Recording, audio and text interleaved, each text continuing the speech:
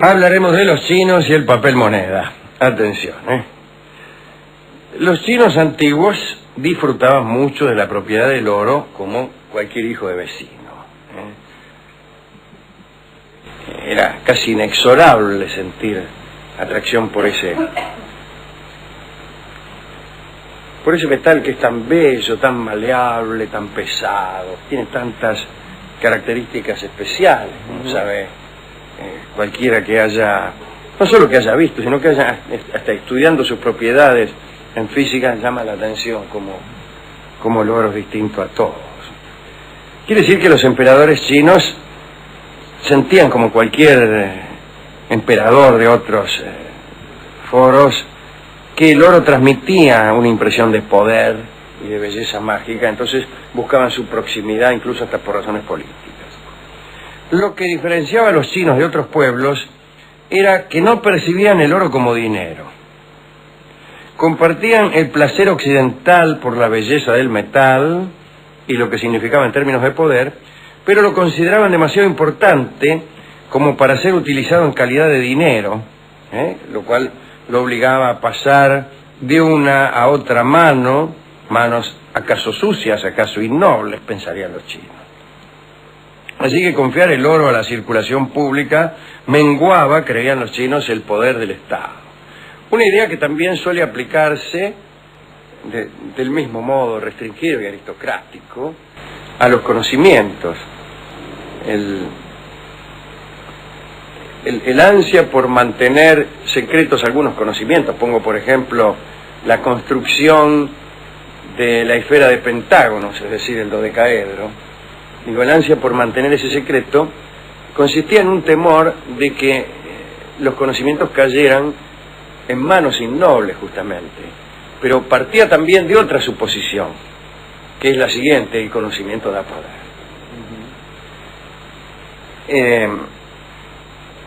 Los chinos, entonces, no confiaban, tenían un poco de temor al saber que el oro podía circular de mano en mano.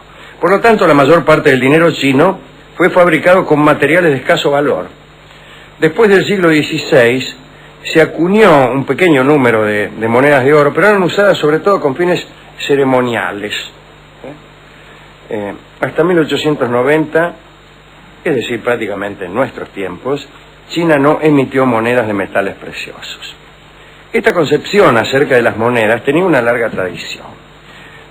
En el año 255 a.C., en tiempos de Xi Huangdi, aquel que se proclamó primer emperador, aquel que comenzó la construcción de la muralla china, aquel que quemó los libros, el emperador que Borges cita en el célebre artículo La muralla y los libros. En tiempos de Xi Huangdi se usaban unas piezas de bronce en forma de cuchillo. Imagínense, usted iba a comprar caramelo y sacaba 5 o 6 cuchillos del bolsillo, incluso medio ensartados los traía en la gamba y le pagaba al kiosquero. Pero durante el gobierno de Xi Huangdi aparecieron las primeras monedas, que eran de bronce, redondas, con un orificio en el medio, que hacía algo terrible.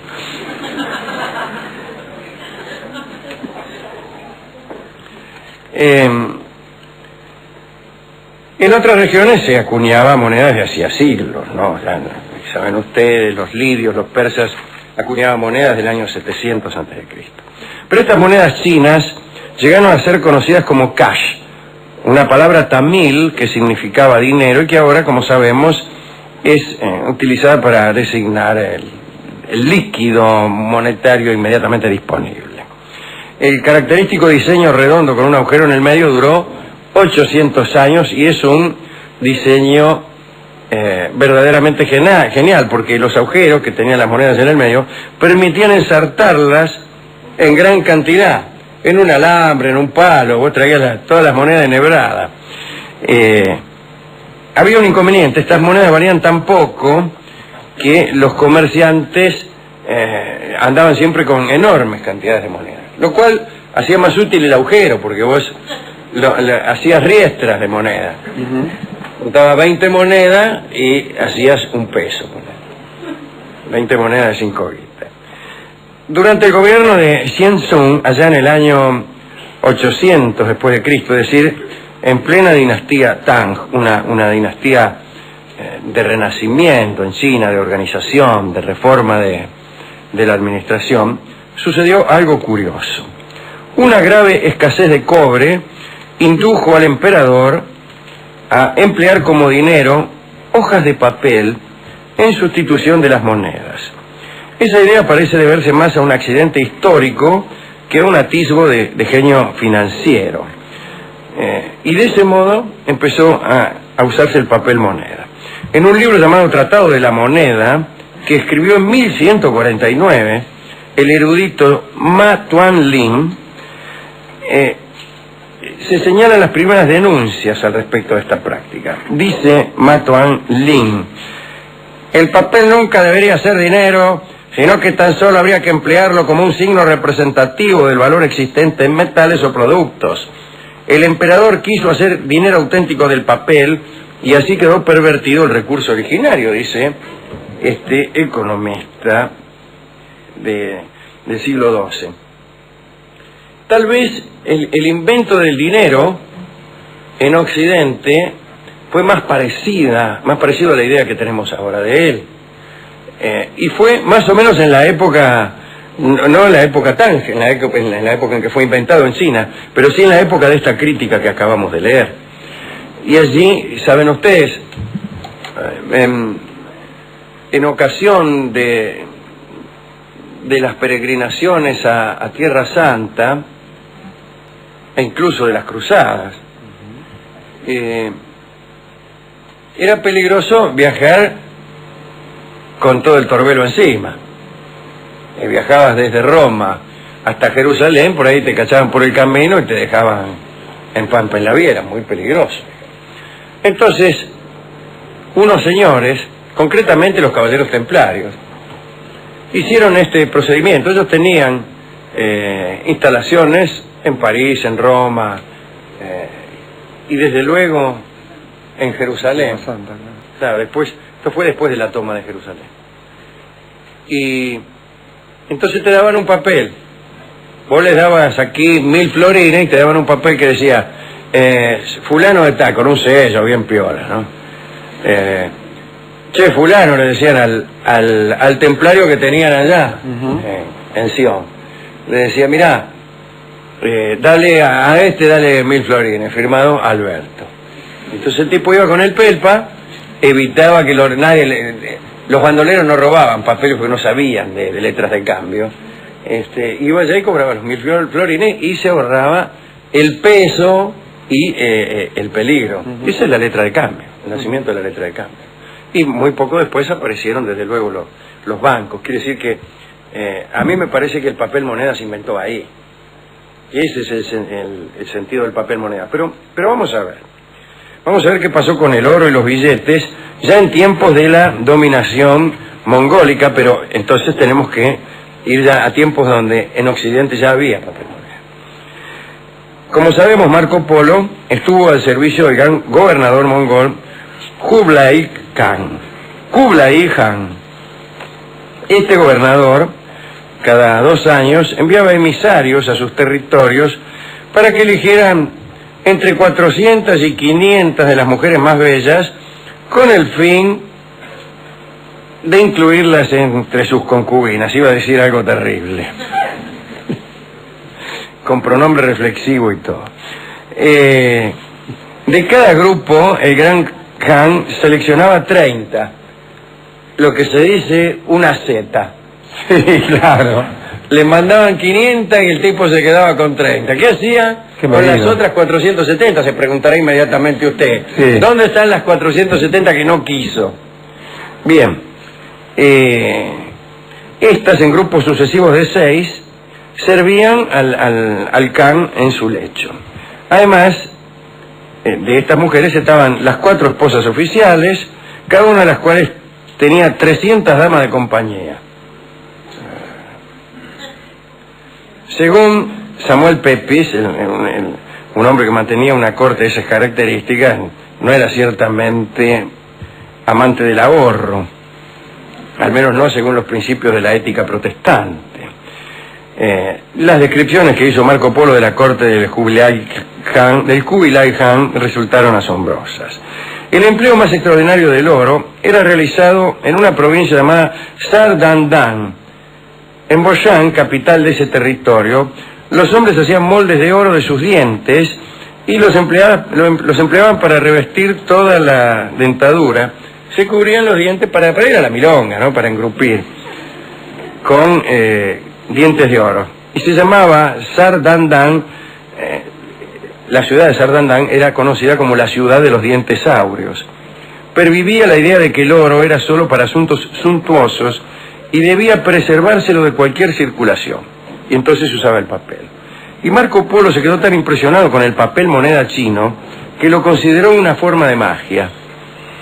El papel para el dinero procedía de la corteza de morera. ¿Qué tal, morera? Y era cortado en tamaños diferentes para determinar el valor. El billete más importante, que representaba 1000 monedas, medía 23 por 33.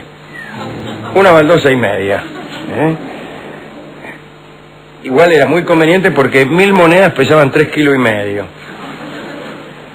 Los funcionarios escribían sus nombres en los billetes, tal como ocurre ahora, que recibían el sello del Gran Khan. El Khan ordenaba que todo pago, en cualquier parte de su imperio, fuera realizado en papel. Nadie se atrevía a rechazarlo, so pena de muerte.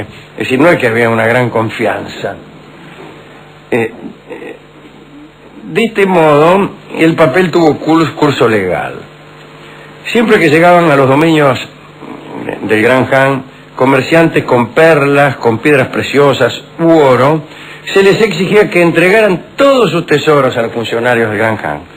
Tales personas aceptaban, a punta de lanza naturalmente, ¿no?, cambiar por papel moneda todos sus bienes, y luego podían emplear el papel para comprar los artículos que desearan en todos los dominios del Kublai. Extraordinario. Y ustedes me preguntarán, ya vamos a hablar de esto, ¿y cómo hacían para evitar la inflación? Fue uno de los grandes males de la China histórica, después de los Tang, la inflación. Pero ya vamos a hablar otro día de esto. Gracias al papel moneda, decía Marco Polo, el Han guardaba todo el oro y las piedras preciosas de su territorio, y esas riquezas las desplegaba para mostrar su poder, no para comprar nada, para cancherear. Es decir, era como el Banco Central, como Fort Knox. Era como un papel moneda. Claro, no sé de qué manera ese oro que tenía el Kublai Khan sostenía el papel moneda, porque en ningún lugar decía que te iban a pagar al portador y a la vista. Si tanta cantidad de dinero. Bueno, pero igual, no es que te lo van a pagar, funciona distinto. Bueno, no importa. En ese sentido insistía Marco Polo en que Kublai dominaba el arte de la alquimia, es decir, al menos en los palacios del Kublai Khan, el papel moneda se convertía en oro. El papel se convertía en oro. ¿Ordinario? Bueno, ¿a quién quiere dedicar esto? Desde luego a Marco Polo y al Kublai Khan.